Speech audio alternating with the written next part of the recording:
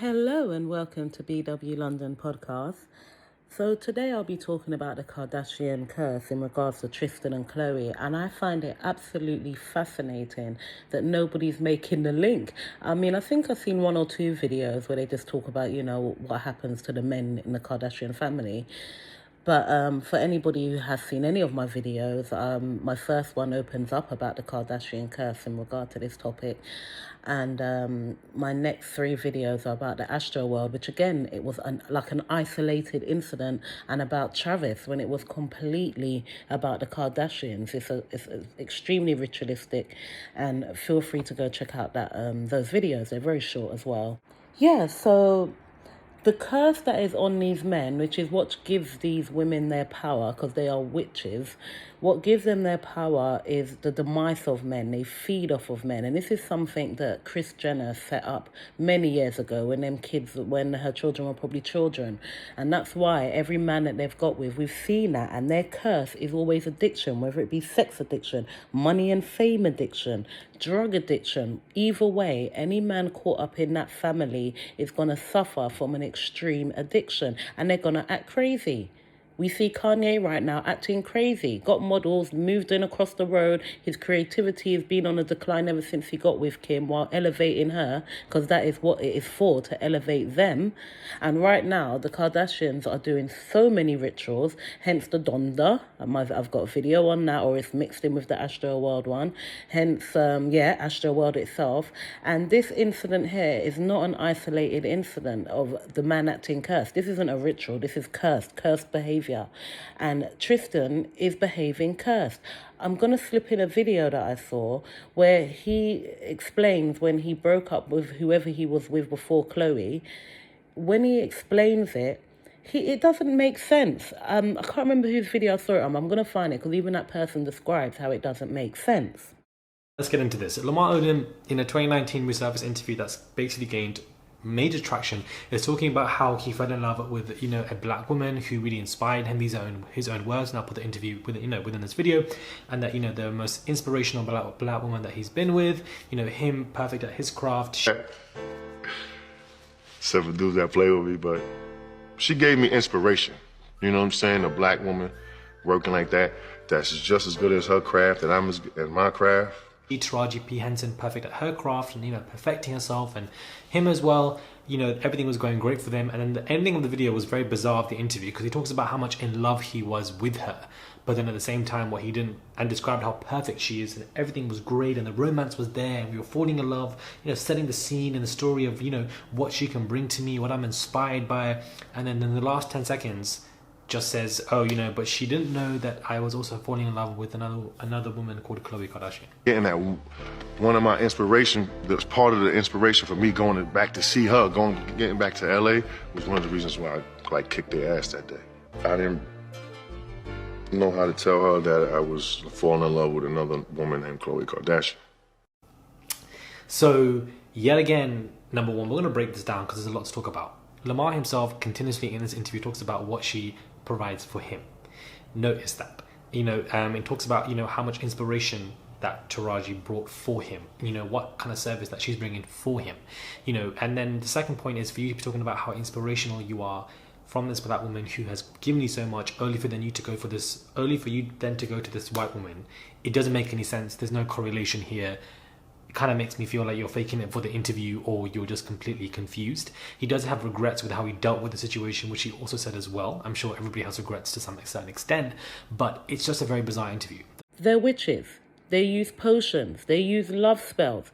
I hadn't even considered how much women will be using love spells in the celebrity world. I'm pretty sure the baby's woman probably does. I've thought of it for many of the women, but I'll specifically stay on Chloe. But so Tristan's acting out of character. No man wants to be walking around feeling humiliated the way he must be right now, just looking like a right knob. But he is under the curse. They are feeding off you for their fame. Now, all the witches involved, they don't necessarily have the knowledge, because that's just one thing about Satanism. It revolves around lies and deceit and making people think things are one way, smokes and mirrors. Like, that's what it is, So Chris, she definitely knows what time it is. She definitely knows what she's doing. That's why her partners are always slaves.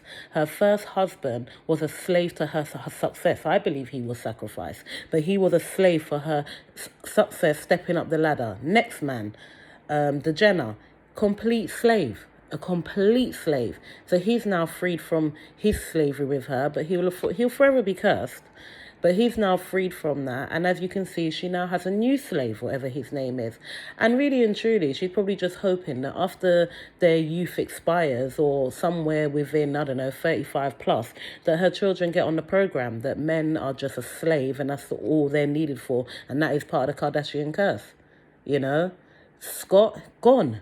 Sex addiction, drug addict, head gone. Not going to get better for him. He is under the curse. Yeah, I thought it's worth mentioning here that in the same way that Kendall, like I spot narcissism in that girl. She's got a personality deficit there. There's something not right with her. And with Chloe, I remember many years ago thinking that girl is really racist. I could just tell that if you was around her, she'd be quite obnoxious and feel she knows black culture better than you and that kind of thing. I just got that impression. And I trust my intuition, but that's the impression I got from her. So later down the line, when I saw that video with her mate and the whole bunny thing, and that's how they went looking like slaves, I was like, yeah, that's quite character fitting. I see that. So, you know, I have seen a lot of videos of people laughing at her, saying that she took Tristan from a black man and she feels she's better and blah, blah, blah. I'm here for it. I'm here for that talk because there's an Asian guy done a video. I'll find it and put a clip or something or just show it. His videos are brilliant. They're brilliant. And what he said about the Kardashians and how much they've stolen from black people, and he showed us artwork that is literally emulated and copied, and I knew none of this.